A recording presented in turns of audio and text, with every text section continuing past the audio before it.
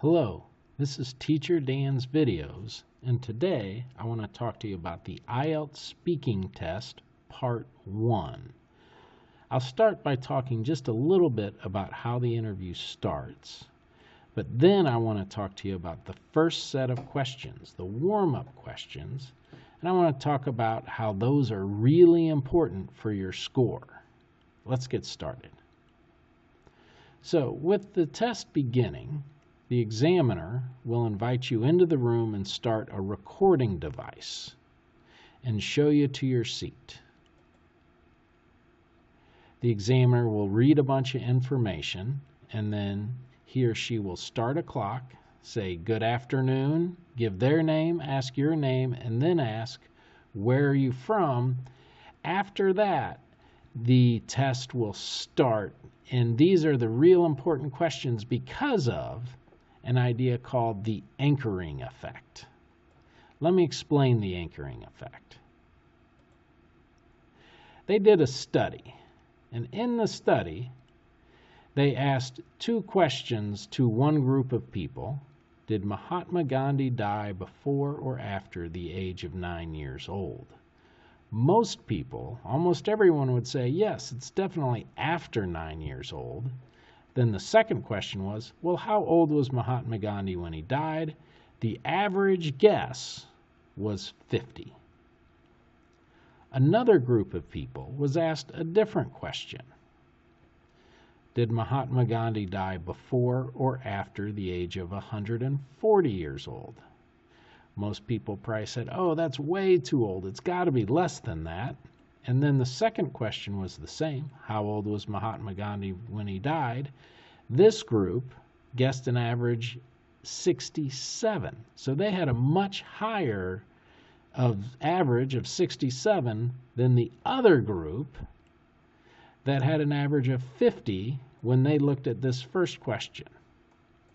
Now, the first question should not influence the second question, but it does. So how does this relate to IELTS speaking? With IELTS speaking, you want to do really, really well on those first questions because that can set a high anchor so that the examiner thinks, oh, this student's great, and maybe later on in the test they adjust downwards. But if they start with the high anchor, they're not going to adjust too far down. And the other way is if you do really poorly on the first questions, later on you might do better and their opinion might change, but it's always going to be impacted a little bit by those first questions. Now, those first questions are supposed to just be warm-up questions, but I think they can have a really big impact. And the good news is you can have a pretty good idea of what they're going to ask in those questions. There's two topics. They'll either ask about your house or apartment or where you live, or they might ask whether you're a student or work. And if you say you're a student, then they'll ask questions about your studies. And if you say you work, they'll ask questions about your job. Let's look at some examples for the questions about where you live. Here's some. Do you live in a house or apartment? Tell me about your home. What do you like most about your home? These are questions that you should practice with your friends and practice them many times so that you have really good answers, but don't write your answers and don't read answers. Just do it in a very natural speaking way. Tell me about the place where you live. Do you know many people who live near you? Do you plan to live there in the future?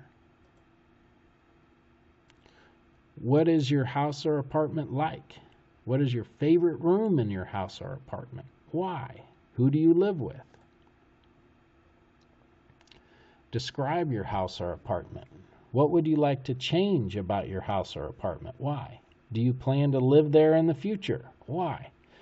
So those would be questions about where you live now. They may ask you some questions about your neighborhood. Tell me about your neighborhood. What do you like about your neighborhood? Is there anything you would like to change about your neighborhood? So these are questions, once again, you want to practice these many, many times, with your friends. Don't write the answers out, just do it where you're speaking. But have a good idea of what you're going to say. Tell me about the idea or about the area where you live. Do you know many people in your neighborhood? Where do you go for shopping in your neighborhood? They could also ask you about the house or apartment where you grew up. Tell me about the house or apartment where you grew up. What is your favorite room in your home? Who lived in your home with you? So once again, they'll talk about either where you live or do you work or study. So some questions that they may ask, if they ask, do you work or study, and you say you have a job, let's look at some examples. What type of work do you do? Describe a typical day at your job. Tell me about the people you work with. What do you like about your job? What changes would you like to make to your workplace? What training do people need to do your job? Why did you choose this job? What was your first day like? Do you plan to continue with this job in the future? Why? If you say you're a student, then they might ask some of these questions. What are you studying? What do you like about your program? Why did you choose this subject? Tell me about the program you are studying. What would you like to change about your program of study? And what do you plan to do when you finish studying? Where are you studying? What do you like about the place where you are studying? Do you know many people at your school? What do you plan to do when you finish studying? So, once again, the first questions in the IELTS test will only take about 2 minutes, but they could have a big impact on your score. So you want to practice these questions. You don't know exactly what questions they're going to ask, but what we do know is it's either going to be about where you live or it'll be about work or study. So you can practice those and practice them a lot. And once again, don't write down your answers. Just practice with speaking, not writing and reading. Thank you very much for listening. I hope this helps you with the IELTS test, and I hope you have a great day. This is Teacher Dan's Videos, and thank you for subscribing and sharing this video with your friends.